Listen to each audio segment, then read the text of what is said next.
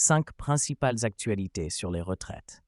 Mettez un j'aime à cette vidéo et abonnez-vous à la chaîne pour rester informé des dernières nouvelles sur les pensions. Commençons par la 5e actualité. Mystère des retraites. Découvrez la moyenne des revenus des retraités en France. Il était une fois une augmentation significative du nombre de retraités français qui percevaient leurs droits à partir de leur régime de retraite. En seulement une année, le nombre de bénéficiaires a augmenté de 100 000 personnes, passant de 16,9 millions en 2020 à 17 millions en 2021. Cette tendance se maintient avec une moyenne de 150 000 nouveaux bénéficiaires au cours des 2 dernières années. En 2021, les dépenses de protection sociale consacrées aux retraites représentaient 338 milliards d'euros, faisant ainsi 13,5% du produit intérieur brut, PIB. Ces données proviennent du rapport annuel de la Direction de la recherche, des études, de l'évaluation et des statistiques, publié en 2023, qui traite de l'édition 2021. Le rapport révèle également que le nombre de nouveaux retraités de droit direct ne cesse d'augmenter. En 2021, on comptait plus de 17 millions de nouveaux retraités, soit une augmentation de plus de 100 000 personnes par rapport à 2020 et de plus de 300 000 personnes par rapport à 2019. Ces chiffres englobent tous les retraités, qu'ils résident en France ou à l'étranger, et qu'ils perçoivent leurs droits à partir d'au moins un régime de retraite français. En outre, à la fin de l'année 2021, 4,4 millions de personnes bénéficiaient d'une pension de retraite de droit dérivé, également appelée pension de réversion. Ce type de pension constitue la seule source de revenus de retraite pour 1 million de bénéficiaires. Les femmes représentent 88% de ces bénéficiaires, étant donné qu'elles sont plus souvent veuves. En ce qui concerne les montants des pensions, la pension moyenne de droit direct s'élevait à 1 531 € brut mensuels en décembre 2021 pour les retraités résidant en France. Cela correspond à un montant de 1 420 € net par mois, contre 1 400 € en 2020, précise le rapport. Bien que les pensions aient augmenté de 1,5% en termes nominaux par rapport à décembre 2020, elles ont diminué de 1,3% en termes réels, en raison de la hausse des prix à la consommation qui a atteint 2,8% sur la même période. Par conséquent, malgré cette augmentation des pensions, le pouvoir d'achat des retraités a enregistré une baisse de 1,3%. Il convient de noter que les femmes sont les plus touchées par cette baisse, puisque leur pension de droit direct est inférieure de 40% à celle des hommes. Enfin, le rapport souligne qu'à la fin de l'année 2021, 27% des personnes âgées de 61 ans résidant en France étaient déjà à la retraite, tandis que 15% des personnes âgées de 65 ans n'avaient pas encore pris leur retraite. Cette situation s'explique par les différentes mesures de départ à la retraite mises en place dans le cadre de la réforme. La première révision remontant à 2010 avec l'augmentation de l'âge légal de départ à la retraite. Nouvelle perspective. Et si vous optiez pour une retraite à mi-temps? Il était une fois une réforme discrète qui venait d'entrer en vigueur en Suisse, la retraite partielle dans le premier pilier de l'AVS. Bien qu'elle n'ait pas fait l'objet de nombreux débats lors de la campagne de votation, cette nouvelle mesure venait offrir une perspective intéressante pour les travailleurs du pays.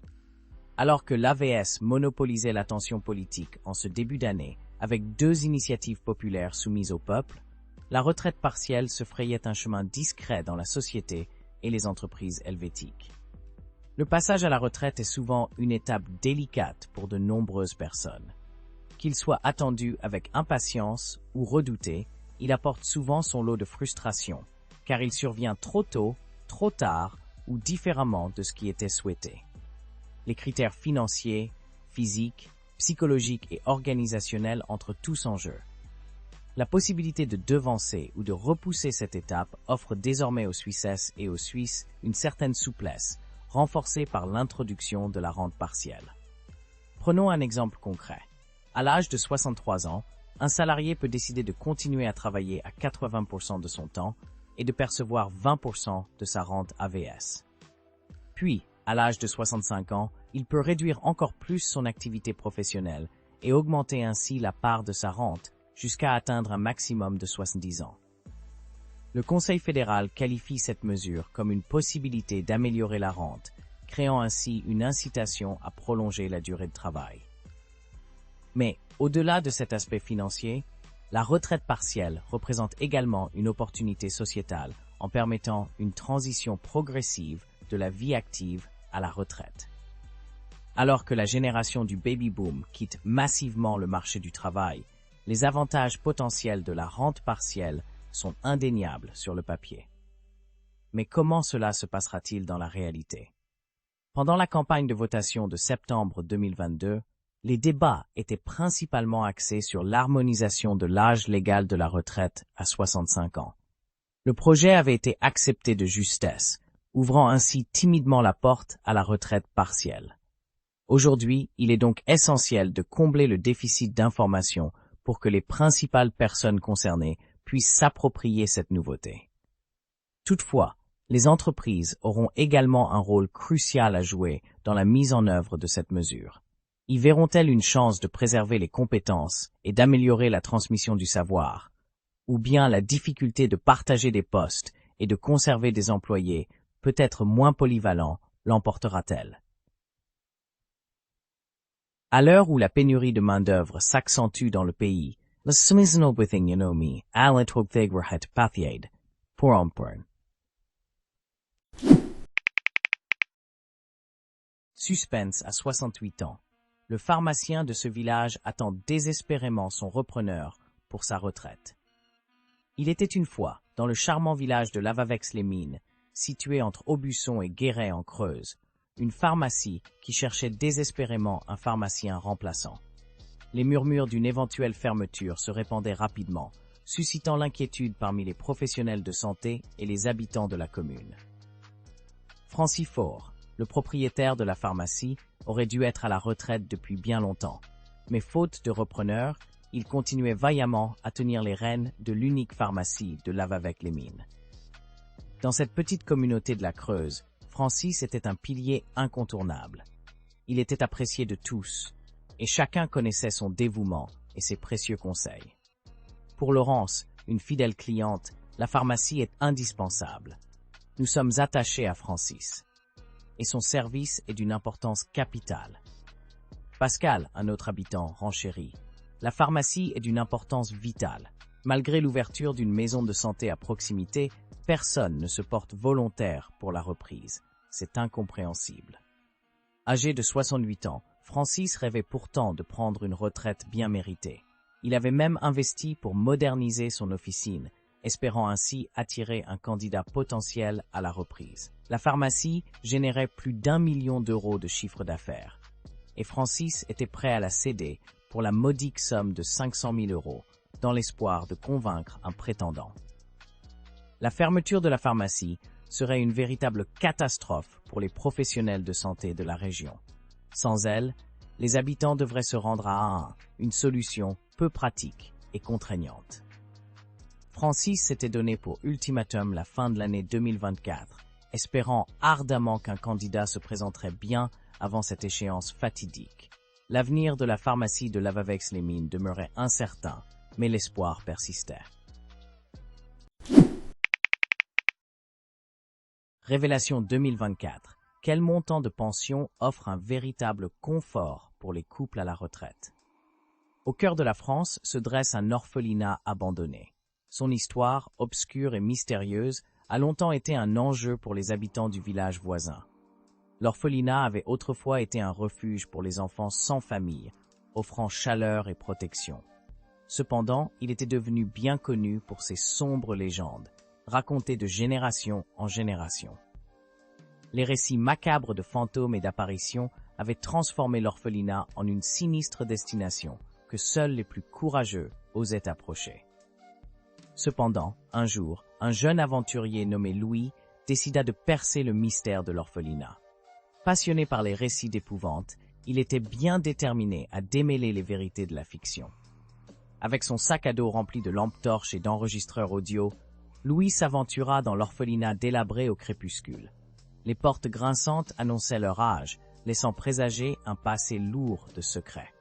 Les couloirs étaient sombres et déserts, mais une aura étrange flottait dans l'air. Louis progressait à pas hésitants, sa curiosité l'emportant sur son appréhension grandissante. Soudain, une ombre fugace traversa le mur, faisant frissonner Louis. Son pouls s'accéléra, mais il s'efforça de garder son sang-froid. Il activa son enregistreur audio, prêt à capter le moindre bruit ou murmure paranormal. Alors qu'il continuait son exploration, Louis découvrit une pièce secrète, cachée derrière une vieille bibliothèque. La pièce était éclairée par des bougies vacillantes, créant une ambiance mystérieuse qui faisait écho à l'histoire de l'orphelinat. Des tas de vieux journaux jaunis étaient éparpillés sur une table en bois pâlie par le temps. Louis s'empara de l'un d'eux et commença à le feuilleter. Il découvrit des articles sur des incidents étranges et des témoignages de phénomènes surnaturels, confirmant les macabres histoires de l'orphelinat. À mesure qu'il avançait dans sa lecture, Louis comprit que l'orphelinat avait été le théâtre de nombreuses tragédies. Des enfants mystérieusement disparus, des soignants aux comportements étranges, des esprits tourmentés par leur passé hantant les murs. Le jeune aventurier commença à rassembler les pièces du puzzle. Chaque indice, chaque témoignage révélait une réalité plus sombre que les légendes.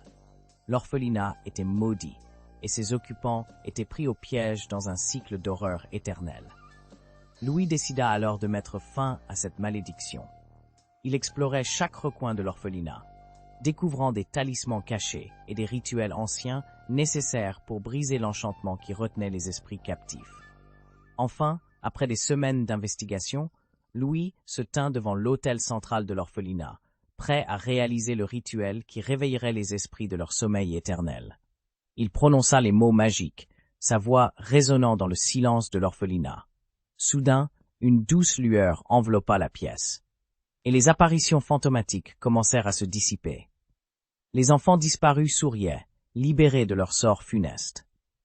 Le village tout entier célébra la bravoure et la ténacité de Louis qui avait sauvé l'orphelinat de son terrible destin. Désormais, l'orphelinat abandonné serait un lieu de respect et de commémoration, rappelant les vies perdues, mais également les triomphes sur l'adversité.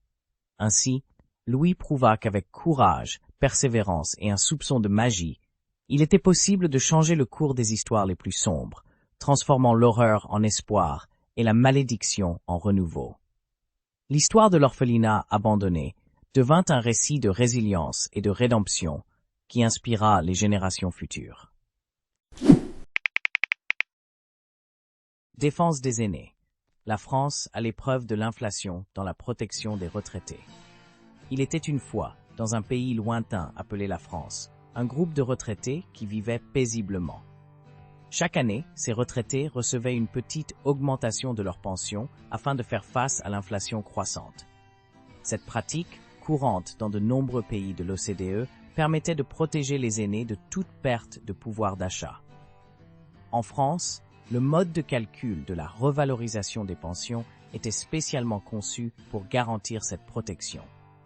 Contrairement à d'autres pays où les ajustements pouvaient être moins fréquents, voire inexistants pendant plusieurs années, les retraités français bénéficiaient d'une revalorisation annuelle. De plus, la formule de calcul prenait en compte différents critères, tels que l'évolution des prix et des salaires réels. Ceci permettait de compenser les hausses de l'indice des prix, mais également les augmentations des salaires qui sont généralement plus élevées que l'inflation. Les retraités français étaient donc doublement protégés. Cependant, cette protection avait un coût important pour les finances publiques. En cas d'inflation élevée sur une longue période, les autorités devaient jongler entre la maîtrise des dépenses publiques et la préservation du pouvoir d'achat des retraités. Pour cela, il était parfois nécessaire de mettre en place des revalorisations différenciées en fonction des revenus. Dans ce contexte, l'OCDE soulignait la nécessité pour les retraités les plus aisés de faire preuve de solidarité en acceptant des augmentations moins importantes. Cela permettrait de soulager les finances publiques et d'alléger l'effort demandé à la population en âge de travailler. Ainsi, l'histoire des retraités français était un véritable exemple de protection sociale. Grâce à un système de revalorisation des pensions fondé sur des règles bien établies, les retraités pouvaient vivre sereinement en préservant leur pouvoir d'achat. Cependant, cette protection nécessitait également le soutien de tous, y compris des retraités les plus favorisés, pour garantir la pérennité du système.